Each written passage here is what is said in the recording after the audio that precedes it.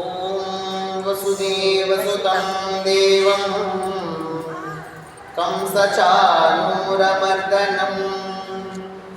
దేవకీ పరమానందం కృష్ణం వందే జగద్గురుం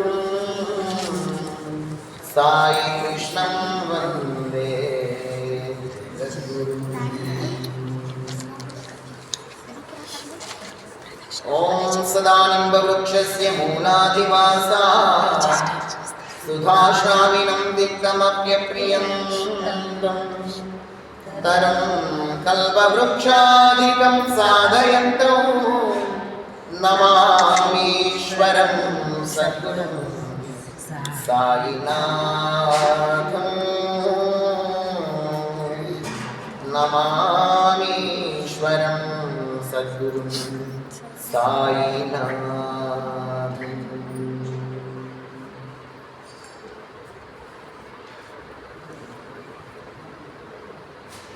శ్రీకృష్ణ పరమాత్మ సంపూర్ణ అనుగ్రహ కృపాకటాక్ష వీక్షణముల మాటలు క్షేత్రపతి అయినటువంటి సద్గురు శ్రీ సాయినాథ్ మహారాజు సాష్టాంగ దండ ప్రణామాలు సమర్పించుకుంటూ మద్గురుదేవుడు కేశవానంద స్వాముల వారికి పాద ప్రణామాలు అర్పిస్తూ వేదవ్యాస భగవానునికి సాష్టాంగ దండ ప్రణామాలు అర్పిస్తూ శ్రీ మహాభారత కావ్యానికి ప్రదక్షిణ నమస్కారాలు అర్పిస్తూ పరమాత్మ స్వరూపుని మీకందరికీ శిరస్సు వచ్చి నమస్కరిస్తూ శ్రీమాటంలో భాగంగా మనం శ్రీ మహాభారతంలో శాంతి పర్వంలో ముందుకు వెళ్తున్నాం. అందులో నరదమయంతుల కథ గురించి చర్చకు వచ్చింది. నలమహారాజు జూదానికి వశమై కలి పురుషుని ప్రభావము చేత జూదమాడి తన రాజ్యాన్ని, సంపదను, సర్వస్వాన్ని కోల్పోయి పిల్లలనేమో తన భార్య దమయంతి పుట్టింటికి చేర్చడం జరిగింది. కట్టుబట్టలతో ఏకవస్త్రాలై నలుడు మరియు దమయంతి అరణ్యాల పాలు కావాల్సి వచ్చింది. 3 రోజుల పాటు నగరము వెలుపలనే వాళ్ళు తిరిగినారు. ఎవరే కానీ అన్నపానీయాలు ఇవ్వకూడదని పుష్కరుడు శాసించడం వల్ల ఏమాత్రం సహాయం చేయలేకపోయారు ప్రజలందరూ కూడా. కేవలం దొరికిన కాయలు, కందమూలాలు, పండ్లు తింటూ అరణ్యం లోపలికి వెళ్ళిపోయారు. మధ్యలో ఓ చోట విశ్రమించి ఉండగా బంగారు రెక్కలతో ఉన్నటువంటి పక్షులు వచ్చి దగ్గరగా వాలుతాయి. వాటి రెక్కలు చాలా నిగనిగలాడుతూ బంగారు వర్ణంలో ఉంటే వారిని నమ్ముకున్న కాస్త డబ్బు వస్తుందనే దురాశతో నలుడు తను కట్టుకున్నటువంటి వస్త్రాన్ని వాటి మీదకి విసురుతాడు. ఆ పక్షులు ఆ వస్త్రాన్ని కూడా ఎత్తుకొని వెళ్తూ ఏలనగా నమ్ముతాయి. మేమెవరమో కాదు, నిన్ను ఓడించినటువంటి పాచికల దుర్మార్గుడా అని చెప్పేసి దూషించి వెళ్ళిపోతాడు. ఉన్న వస్త్రాన్ని కూడా ఎత్తుకెళ్ళిపోయాడు. దాంతో తన భార్య చీరనే తాను సగము కట్టుకొని ఇద్దరు భుజాన్ని చేసుకొని అరణ్యం లోపలికి వెళ్ళిపోతారు. చాలా దూరం ప్రయాణించినప్పుడు మార్గ మధ్యంలో కొన్ని దారులు కనబడతాయి. ఇది విదర్భకు పోతుంది, ఇది దక్షిణ దేశానికి వెళ్తుంది, ఇది ముని ఆశ్రమాలకు వెళ్తుంది అని దారులను పరిచయం చేస్తుంటే దమయంతి అన్నది, నా ప్రాణం పోయేంత వరకు నీ తోడుతూనే ఉంటాను, నన్ను ఏమైనా వదిలిపెట్టి పోవాలనుకుంటున్నావా అని అడిగింది కూడా. అయ్యో అట్లాంటిదేం లేదు అన్న. మరి ఎందుకు ఈ దారులను చెప్తున్నావు, ఎందుకు పరిచయం చేస్తున్నావు? స్వామి, కష్టాల్లో ఉన్నప్పుడు భార్య భర్తకు ఔషధంతో సమానంగా ఉంది. కాబట్టి ఏ విధంగానూ మీరు నెగిటివ్గా థాట్ చేయొద్దండి. ఒకవేళ పోదామంటే విదర్భకు ఇద్దరం కలిసి వెళ్దాం.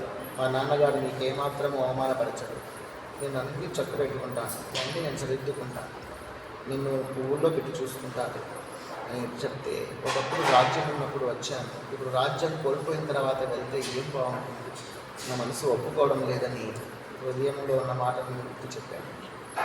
సరే అని చెప్పేసి ఇద్దరు భుజం మీద చేసుకొని అలా ఒకరికొకరు సపోర్ట్ చేసుకుంటూ మాట్లాడుకుంటూ వెళ్తారు. దగ్గరలో ఒక సత్రం కనపడుతుంది. ఆ సత్రంలో వాళ్ళు విశ్రమిస్తారు. అంత దుమ్ము దూసరితమై ఉన్నది. పాపం కూర్చోగానే అలసిపోయి ఉంది కాబట్టి దమయంతి అలా నడుము వాల్చింది, నిద్రపోయింది. నలమహారాజు తన నడుము వాల్చాడు కానీ నిద్ర పట్టడం లేదు. అలసిపోయి ఉన్నాడు కానీ నిద్ర రానివ్వడం లేదు. ఈ యొక్క పుష్కరుని మాటలు, తన రాజ్యం కోల్పోవడము, తన బంధువుని కోల్పోవడము, తన భార్య ఈ విధంగా మధ్యలో పడి రాజభవనాలలో సంచరించినటువంటి సౌందర్య రాశి, దేవతల్నే తిరస్కరించి నన్ను పెళ్లి చేసుకుని వచ్చినందుకు ఆ కష్టం అంతా ఈమెకు. ఈమె నాతో పాటు ఉంటే ఇంకా కష్టం అనుభవిస్తుంది కదా. ఈమె తన పుట్టింటికన్నా వెళ్తే సుఖపడుతుంది, కానీ నువ్వు పుట్టింటికి వెళ్ళు అని చెప్పలేను. వెళ్ళమన్నా తాను వెళ్ళదు. పోతే ఇద్దరం వెళ్దాం అనుకున్నాం. లేదా నువ్వేం తింటే అదే నేను ఉంటాను, వస్తుంటే వస్తుంటాను, నువ్వు నా పక్కన ఉంటే నాకు అదే స్వర్గము అంటాను. ఎలా వెళ్ళి ఇవ్వగలను? ఇది ఒంటరిగా వెళ్ళమని ఎలా చెప్పగలను? నేను ఇట్లాగే ఉన్నాను అంటే నీతో నా కష్టాలు పాలవుతుంది కాబట్టి వదిలిపెట్టి వెళ్ళాలి అనుకుంటాను. తనకు వస్త్రం లేదు కాబట్టి ఆమె చీరలో సగాన్ని తాను చించుకొని నడుముకు కట్టుకొని 2-3 సార్లు లోనికి బయటికి తిరిగి వెళ్ళలేక వదిలిపెట్టి వెళ్ళలేక తాను ఆ కలిపురుషుని ప్రభావం చేత నిర్ధారణ చేసుకోలేకపోవడం ఉచితమా, ఉండడం ఉచితమా, పోవడం ఉచితమా, లేక ఇక్కడే ఉండడమే ఉచితమా, రకరకాలుగా ఆలోచన చేసి ఊగిసలాడి చివరికి మన భార్యను వదులుకొని వెళ్ళిపోతాడు. నిద్రలోంచి లేచింది దమయంతి. ఇక్కడ నుంచి మనం చెప్పుకోవాలి. నిద్ర నుంచి లేవగానే తన భర్త పక్కన ఉన్నాడని తను చూసుకుంది, లేదు. చుట్టూ చూస్తుంది. స్వామి అంటూ తన అవసరం చూసుకుంటే సగం చినిగిపోయింది. ఏమన్నా నన్ను పట్టించడం కోసం ఇక్కడ దాక్కున్నావా అంటూ పక్కనే ఉన్నట్లుగా, దగ్గరలోనే ఉన్నట్లుగా తాను ఊహించుకుంటూ గట్టిగా పిలుస్తూ, స్వామి నాకు కనపడుతున్నావు, నువ్వు అదో లతల మాటలో ఉన్నావు కదా, ఆ చెట్ల పొదల దగ్గర ఉన్నావు కదా, నన్ను ఆటాడించాలని నువ్వు ఈ విధంగా చేస్తున్నావులే అని చెప్పేసి తన మాయలో తాను ఆలోచన చేసుకుంటూ వెతుకుతూ గట్టిగా ఆడుస్తూ పిలుస్తూ ముందుకు సాగుతుంది. ఆ పొదల మాటన, ఈ చెట్ల మాటన, గుహల్లో, ఈ కొండ గుహల్లో అక్కడ ఇక్కడ వెతుకుతూ వెళ్తోంది. నీకు ఈ అరణ్యవాసానికి కారణమైనటువంటి వాడు నీకంటే దుర్గతిని అనుభవించి చాలా కష్టాల పాలైపోవుగాక అని శాపం పెడుతుంది దమయంతి. ఆ శాపంతో లోపల కలిపురుషుడు ఉన్నారు కదా, నలిగి సస్తున్నాడు లోపల. ఆ శాపానికి చాలా నలిగిపోతున్నాడు, కానీ వదిలిపెట్టాడు. వీళ్ళిద్దరిని విడదీయాలని కలిపురుషుల్లోకి ప్రవేశించాడు. తాను పెళ్లి చేసుకోవాలనుకున్నటువంటి దమయంతిని నాకు కానీయకుండా చేశాడు కదా నలమహారాజు, అందువల్ల వాళ్ళిద్దరిని విడదీయాలి.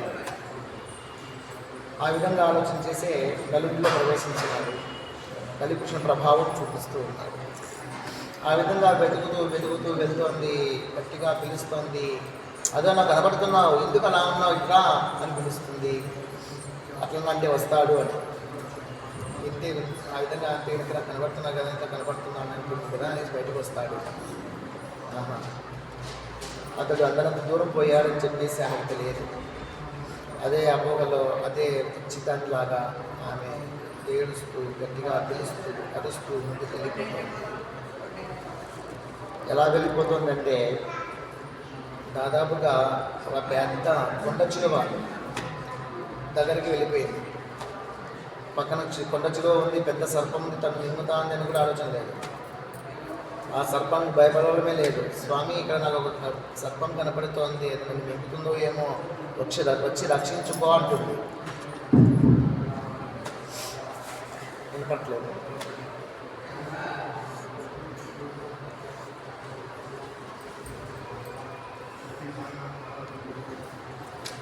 వచ్చి రక్షించుకో అని చెప్పేసి పిలుస్తూ ఉంది.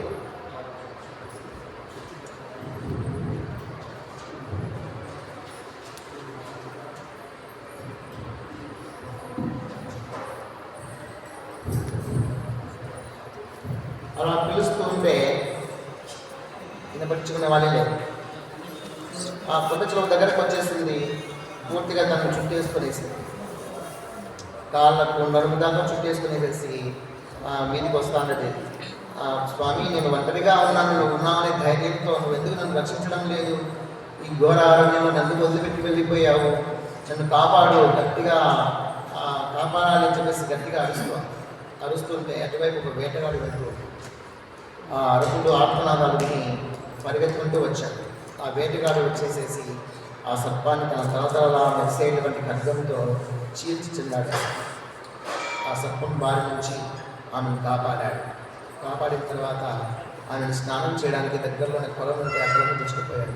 అక్కడ పోయి స్నానం చేసింది. తినడానికి అక్కడ కాయలు, కందమూలాలు, పండ్లు తెచ్చిచ్చాడు.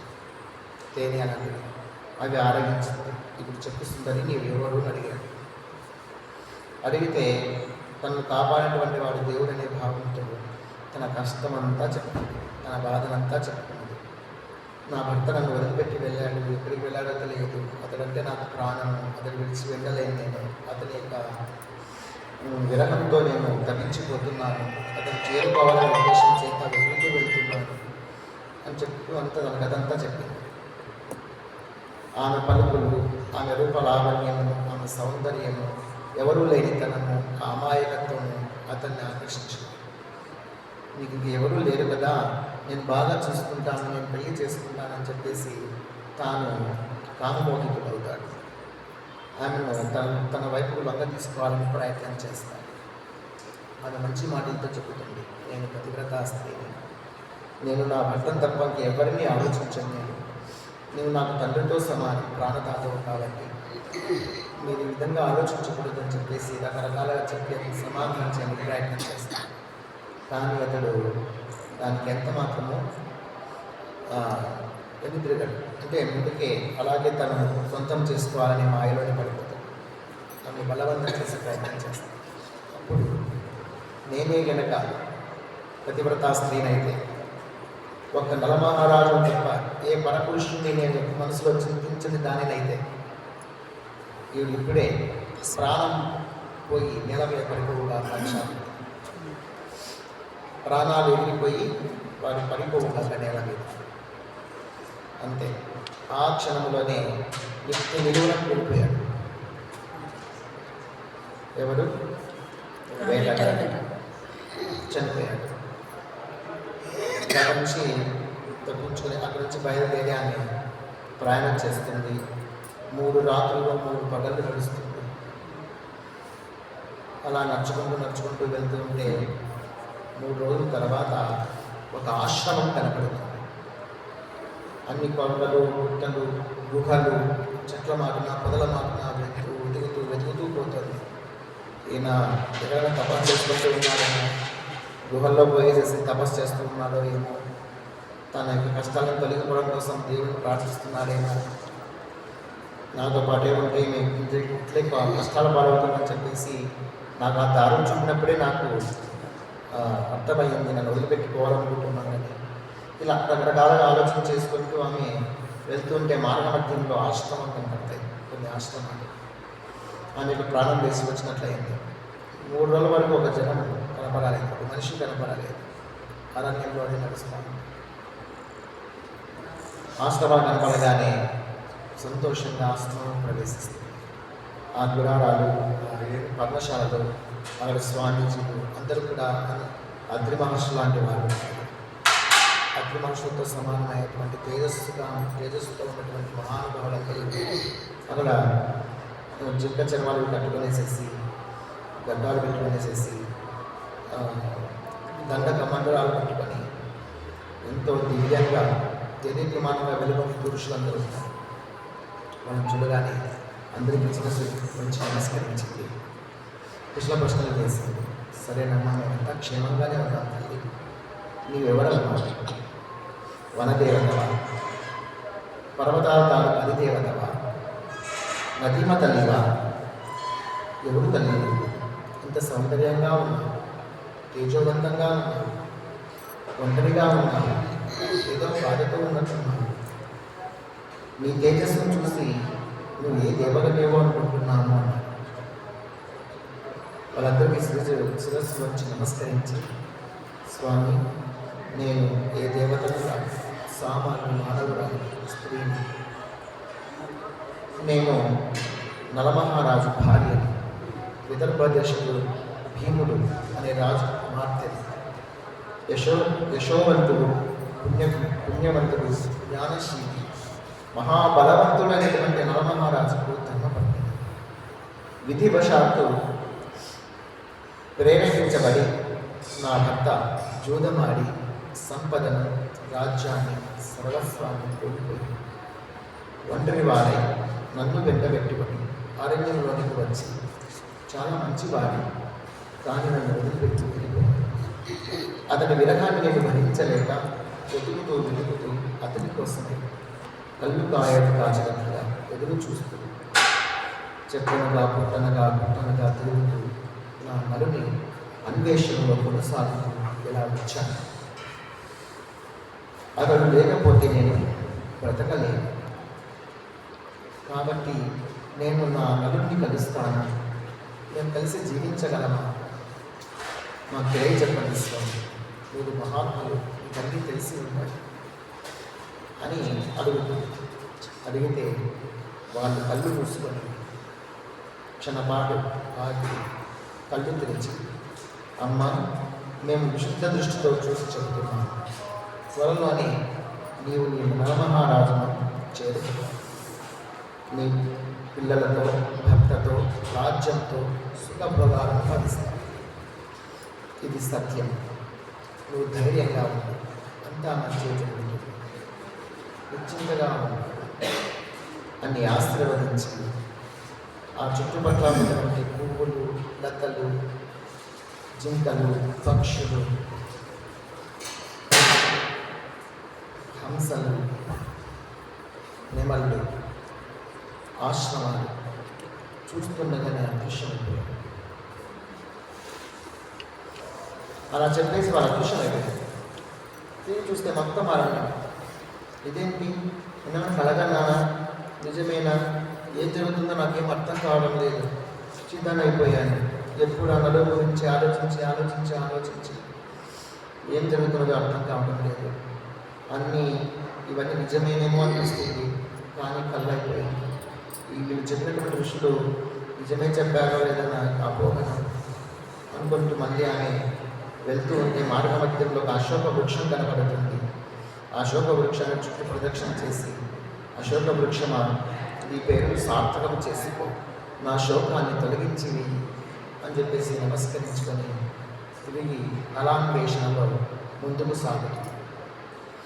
అలా ముందుకు వెళ్తూ ఉంటే మార్గ మధ్యంలో ఏనుగులు, గుర్రాలు తోలు కొనేసేసి వ్యాపార నిమిత్తమై కొంతమంది వర్తకులు వందల సంఖ్యలో వెళ్తున్నారు. జనాలు కనబడ్డారు, సంతోషించి వాళ్ళని కలుసుకున్నది. వాళ్ళలో పండితులు, వ్యాపారస్తులు అందరూ చాలామంది ఉన్నారు. వందల కొద్ది ఏనుగులు ఉన్నాయి వాళ్ళ దగ్గర, గుర్రాలు ఉన్నాయి. అవన్నీ తీసుకొనేసేసి వాటి మీద బరువులు వేసుకొని వ్యాపారాలకు కావాల్సిన వస్తు సామాగ్రి అంతా తీసుకొని ఎక్కడికి వెళ్తున్నారా అని అడిగితే సుబాహుడు పరిపాలించేటువంటి చేది దేశానికి వెళ్తున్నాను, నేను కూడా మీతో పాటు వస్తానని చెప్పేసి అడిగింది. సర్లే పర్వాలేదు తల్లి, దాతలు అని చెప్పేసి వాళ్ళు అన్ని భావంతో తీసుకెళ్ళారు. చాలా రోజులు నడిచారు. నడిచిన తర్వాత ఒకరోజు సాయం సంధ్యా సమయానికి ఒక సరోవరం చేరువవుతుంది. వాళ్ళ సరోవరం అంటే నీటి వలన. అక్కడ పశువులకు, అంటే అక్కడ ఉండేటువంటి ఏనుగులకు, గుర్రాలకు కావాల్సినటువంటి జలములు ఉన్నాయి, గడ్డి ఉంది, అక్కడ మేత ఉంది. అక్కడ విందు ఏర్పాటు చేసుకున్నారు, వంట తయారు చేసుకున్నారు, భోంచేశారు. చక్కగా ఆ నీళ్లు త్రాగేసి నిద్రించారు. అర్ధరాత్రి వేళ పెద్దగా కోలాహలం కొనసాగింది. అరణ్యంలో ఉండేటువంటి ఏనుగులన్నీ వీళ్ళ ఏనుగులను నుంచి పడి గుర్రాలను చంపేశాయి, ఏనుగుల్ని చంపేశాయి. అడవి ఏనుగులు చాలా గట్టిగా ఉంటాయి. వీళ్ళు పెంచేటువంటి ఏనుగులు అంత బలంగా ఉండలేదు. వీటిని చాలా చంపేశాయి, వాటిని వీళ్ళు చంపేశాయి. ఆ మధ్యలో వాటి కాళ్ళ మధ్యలో పడి చాలా మంది మనుషులు, జనాలు తెలిసి వచ్చిపోయారు. ఎంత ఒక పక్కన ఎక్కడో పడుకొని దీనికేమీ తెలియదు, అది ఏదో కోలాహలంగా జరుగుతుంది అంతా. తర్వాత విషయం తెలుసుకుంది, భయపడిపోయింది. తెల్లవారు చూసుకుంటే చాలామంది చనిపోయి ఉన్నారు. ఏ కొద్ది మందో మిగిలి ఉన్నారు. గుర్రాలు కొన్ని, ఏనుగులు కొన్ని మిగిలి ఉన్నాయి. ఇంకా వాటిని తీసుకునేసేసి చేది దేశానికి నరక సాగించింది. నాకు చాలా బిత్తరపోయింది, భయపడిపోయింది. ఎప్పుడు అటువంటి సన్నివేశమే చూడలేదు. దాంతో బిత్తరపోయినటువంటి ఆమె ధైర్యం కూడా కట్టుకొని వాళ్ళతో పాటు ప్రయాణం సాగించింది. సాయంత్రానికల్లా చేది దేశం చేరుకుంది. వాళ్ళు వాళ్ళ వ్యాపారం కోసం వాళ్ళు వెళ్ళిపోయారు. ఈమె రాజపుర వీధుల్లో చుట్టూ వెళ్తోంది ఒంటరిగా. ఇది చింతిరి చుట్టూ ఉంది, వస్త్రమే ఉంది, పిచ్చిదానిలాగా ఉంది చూసేదానికి. చాలా రోజులు నడిచి వచ్చింది కదా. పిల్లలందరూ కూడా పిచ్చినంత నిండబడుతున్నారు. చూసే జనాలు కూడా తిక్కాయమనుకున్నారు. కొంతమందికి ఏమో దేవజన్యలాగా కనపడుతుంది. నేరుగా రాజభవనం వైపు వెళ్ళింది. రాజభవనం కిటికీలో నుంచి ఆ రాజమాత చూసింది. అంతఃపురం నుంచి చూసి ఆమె చూస్తే చాలా దీనంగా ఉంది. ఏదో సహాయార్థమే ఎదురు చూస్తున్నట్లుగా ఉన్నది, కష్టంలో ఉన్నట్లుగా ఉంది. ఆమె చాలా కాంతివంతంగా ఉంది. ఆమె మన గృహంలోని ప్రవేశిస్తే మన గృహమే పావనమవుతుంది. దాది నువ్వు వెళ్ళి నన్ను పిలుచుకొని రా అని చెప్పేసి ఒక దూతను పంపిస్తుంది, తన దాసిని పంపిస్తుంది. ఆమెపై పిలుచుకొని వస్తుంది. ఎవరమ్మా నువ్వు అని అడిగింది. అమ్మా నేను ఒక కులీన స్త్రీని, కానీ దాసి పని చేస్తున్నాను. నా భర్త చాలా గొప్పవాడు, కానీ విధివశాత్తు నన్ను వదిలిపెట్టి వెళ్ళాడు. నేను అతన్ని వెతుక్కుంటూ ఇలా వచ్చాను. ఎవరూ తోడు లేరు, సహాయార్థమే వచ్చాను. నేను ఏ పని చెప్పినా చేస్తాను. అయితే ఎగిలి తినను, ఎవరి కాళ్ళు పట్టను. పరపురుషులు ఎవరైనా సరే నా పట్ల దుష్ట ప్రవర్తన చేయనాలి, చేస్తే దండించాలి. ఒకవేళ దండించినప్పటికీ వినకుండా అలాగే ప్రవర్తిస్తుంటే మరణ శిక్ష విధించాలి. అలా అయితేనే నేను మీ ఇంట్లో ఉంటాను, మీరు చెప్పిన సేవలన్నీ చేస్తాను. లేదంటే నేను వెళ్ళిపోతాను.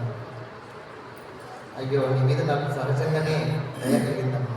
నేను చూస్తే నాకు ఏదో ఆప్యాయత కలుగుతున్నది, నానే భావన కలుగుతున్నది, ప్రేమ కలుగుతున్నది. నువ్వు కొన్నట్లుగానే ఉండుగాక.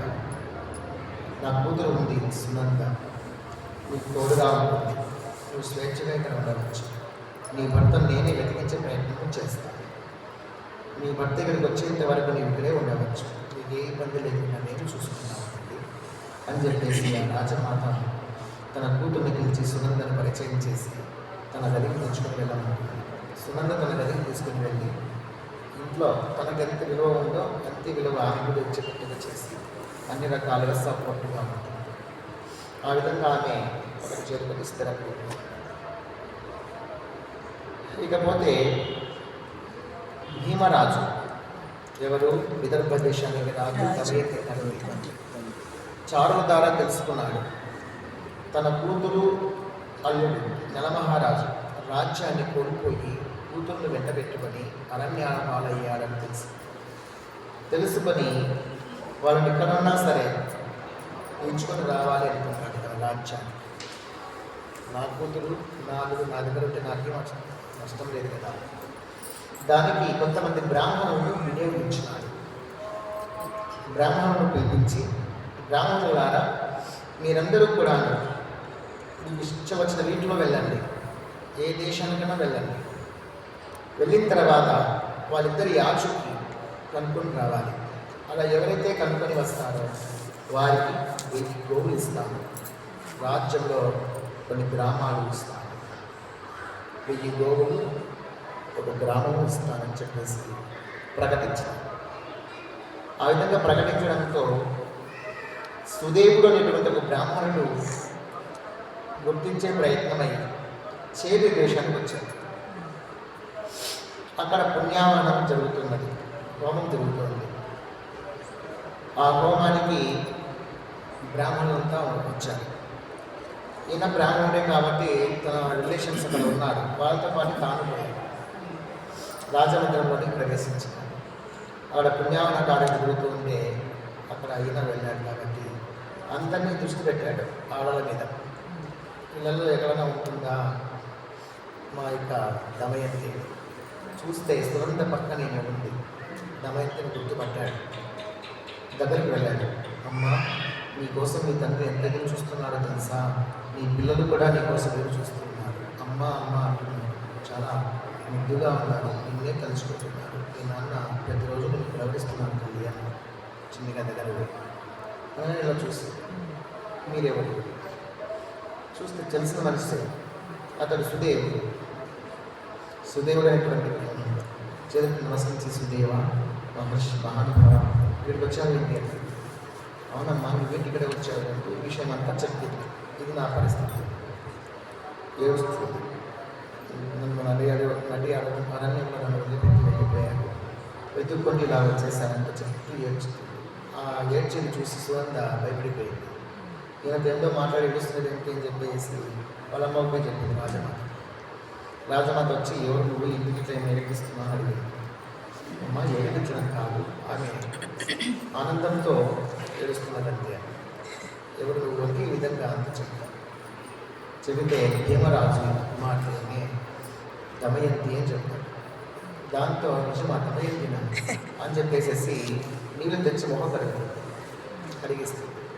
కడిగితే ఆ రాజమాతకి గుర్తు ఏమిటంటే, ఈ మిగత రెండు కడుపుల మధ్యలో ఎర్రని ఒక మచ్చ ఉంటుంది, పుట్టు మచ్చ బై బర్త్. అది చిన్నప్పుడే పుట్టినప్పుడే చూస్తుంది రాజమాత. ఏమవుతుందంటే పెద్దమ్మ వరుస ఉంటుంది. దమయంతి వాళ్ళమ్మ, ఈ రాజమాత ఇద్దరు కూడా ఒకే తల్లి. ఇద్దరు దశాన్నరాజు అయినటువంటి సుధాముని కుమార్తెలు ఇద్దరు. దశాన్నరాజు కుమార్తెలు పేరు వచ్చేసి సుధాముడు. సుధాముని ఇద్దరు. అమ్మ, మీ అమ్మగారు నాకు స్వయాన సోదరి, నువ్వు ఎవరో కాదు, నా కూతురువే. ఇన్నాళ్ళు ఎందుకు చెప్పలేదు తల్లి అని చెప్పేసి ఉదయాన్ని పట్టుకొని కన్నీరు కాల్చాను. ఎన్ని కష్టాలు అనుభవించావమ్మా. అయినా కానీ పెద్దమ్మ నాకు ఏ ఇబ్బంది లేకుండా చూస్తున్నావు, నీ సొంత కూతురులాగానే చూస్తున్నావు, లేకపోయినప్పటికీ అని చెప్పేసి ఎంతో కన్నీరు కాలుస్తుంది. దమయంతి కూడా ఏమైతేనేమి చోటుకే వచ్చాము, చేరాడు, చాలా సంతోషం అని చెప్పేసి ఆ సుదేవుని కూడా ఆదరిస్తుంది. ఒక రోజు 2 రోజుల తర్వాత, అమ్మ నేను ఇక్కడ ఎంత ఆరోగ్యంగా ఉన్నా, ఎంత బాగా చూసుకుంటున్నా, నా బిడ్డ నుంచి అనిపిస్తుంది. మీరు అనుమతిస్తే నేను నా దేశానికి వెళ్తాను సుదేవునితో పాటు. సరే తల్లి, ఏ తల్లికైనా బిడ్డను చూసుకోవాలని ఉంటుంది కదా, నేను ఒంటరిగా పంపించానమ్మా, నేను పల్లకిలో పంపిస్తాను, కొంత సైన్యాన్ని వెంట పంపిస్తానని చెప్పేసి కొంత సైన్యాన్ని కూడా వెంట పంపించి దాసిజనంతో సహాయంగా అడుగుతులు చేస్తూ చేతి దేశం నుంచి విదర్భ దేశానికి దమయంతిని పంపిస్తుంది.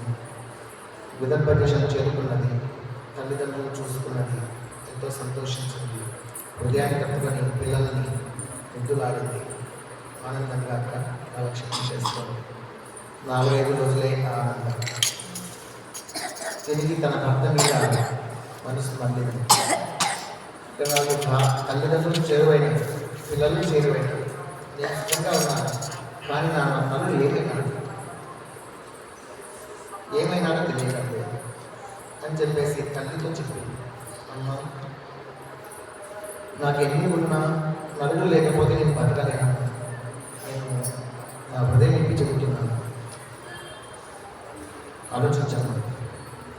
నా భర్తను వెతికించడానికి గ్రామాన్ని పంపించండి.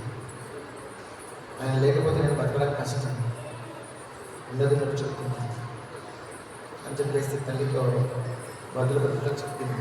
ఉండదు చెప్పేసింది, హృదయం నింపి చెప్పేసింది. అది భీమరాజుతో తల్లితో చెప్పింది. చూడండి, కూతురు ప్రాణంగా చూసుకునేటువంటి తన భర్త మనసు ఉంది. ఇంకా మనం ఉన్న పిల్లలు ఉన్న పట్టుకోవాలని ధైర్యంగా ఆ స్థైర్యం రాదు కదా, వెతికిద్దామని అన్నది. తప్పకుండా వెతికిస్తానని చెప్తాను.